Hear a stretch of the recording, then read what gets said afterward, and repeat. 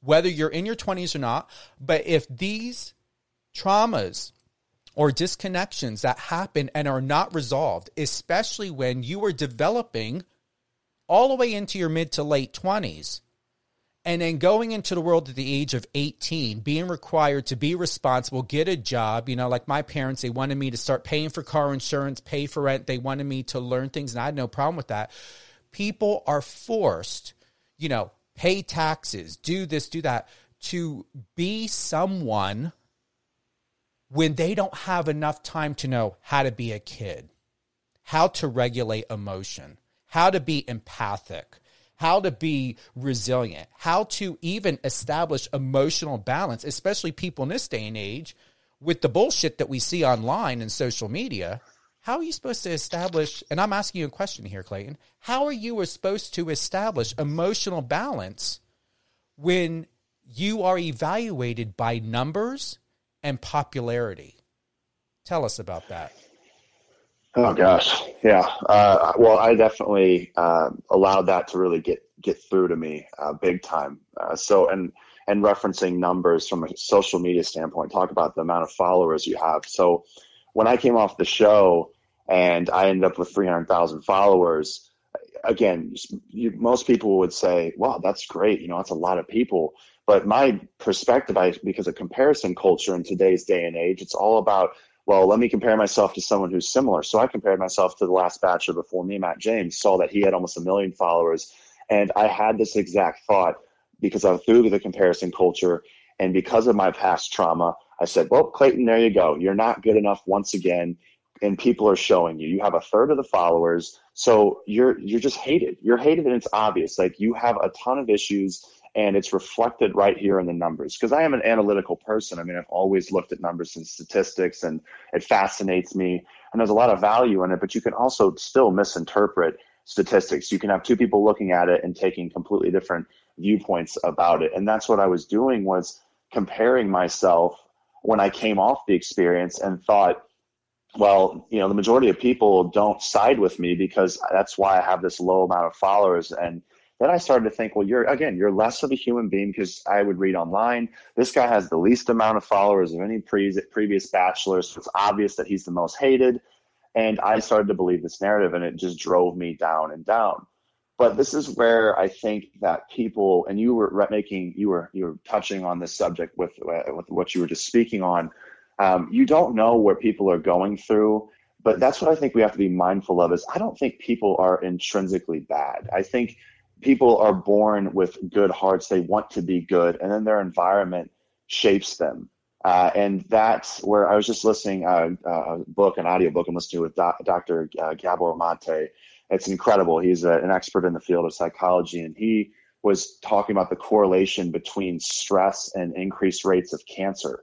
And so I don't think people realize that, like, what is stressing us in our lives can lead to a destruction of our bodies, higher blood pressure being correlated as well. And like, if somebody has higher blood pressure, if somebody's more stressed, that leads to more anxiety. And we don't realize that if, even at work, if you're at work and somebody lashes out because you knock over their water bottle, they're probably not mad at you because you knocked over their water bottle. They're hurting because of something deeper, right?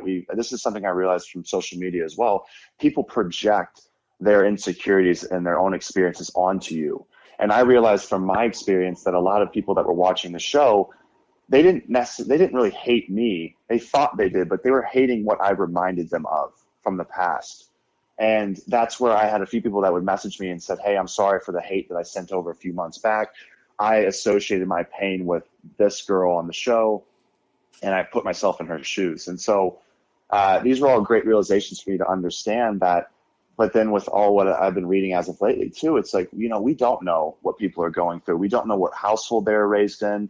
We don't know.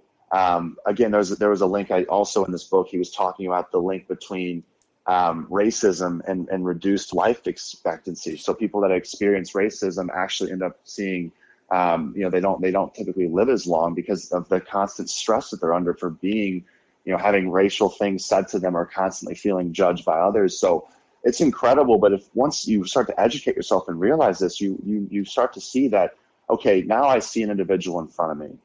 and I see them and they're lashing out for what XYZ reason. But how can I have grace and passion for them, compassion, and say, okay, hey, listen, I'm not going to, react negatively back with emotion to this individual. Instead, I want to try to understand them.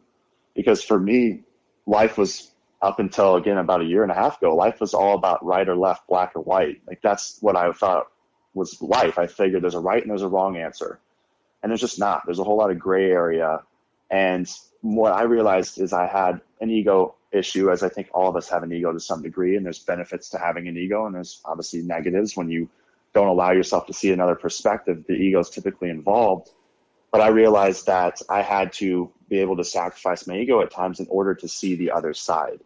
And so that's where I'm at today. And with that understanding, by sacrificing my ego, I'm actually able to gain multiple different perspectives, which connects me to the other human beings that I never thought would have maybe have had commonalities with. And so it actually has brought me closer together, and I feel more connected as opposed to isolated from the world. So, kind of a long-winded answer here, but I just feel that it's important that mindfulness is so important for us to practice. We spend 40 plus hours a week at jobs to become better employees.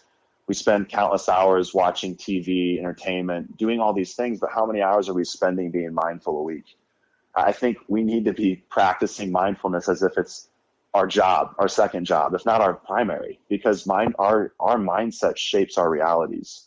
So we have the power to shift our narratives if we choose to, but we have to be mindful and take that initiative in order to start seeing those changes. And so for me, what that looks like is, again, constantly flooding myself with helpful podcasts. I'm going to therapy still. I read recently about a technique called EMDR, has really great results for patients to be able to get over prior trauma. So I'm giving it a shot. I thought, hey, this is the time for me to heal now, and I'm going to pour everything into it. So again, I hope that people, through my experiences, I can share that they can see that, hey, like, he's finding solutions and they're out there, but you have to go looking for them.